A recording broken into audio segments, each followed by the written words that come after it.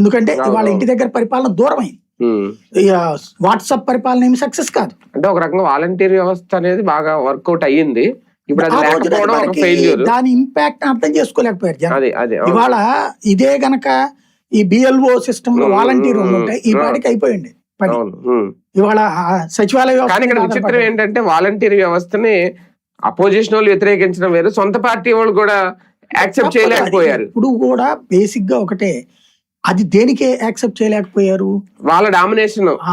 Domination ఏం లేదండి, సమస్య ఏంటంటే వాళ్ళని డామినేషన్ లేదు, వాళ్ళని గుర్తించట్లేదు. నన్ను గుర్తించాలి, నన్ను గుర్తించాలంటే నాకు ఎవడి పీక ఇవ్వాలి, ఎవడి జుట్టో ఇవ్వాలనుకునే తత్వాన్ని నేను వ్యతిరేకిస్తాను. మాట్లాడుతున్నారు వాళ్ళు, వాలంటీర్ వస్తే రేపు మేము జగన్ గెలిపించమని.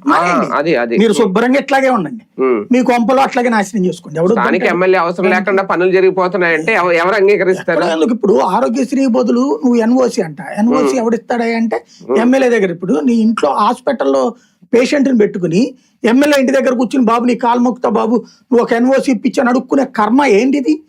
ఆత్మగౌరవాన్ని చంపుకునే బ్రతుకులేంటిది? ఎందుకంటే దరిద్రం ఏంటి? ఈ అట్లాగే నా జుట్టు తీసుకొచ్చి నీ చేతికి ఇయ్యాలా? ఏం దరిద్రం ఇది?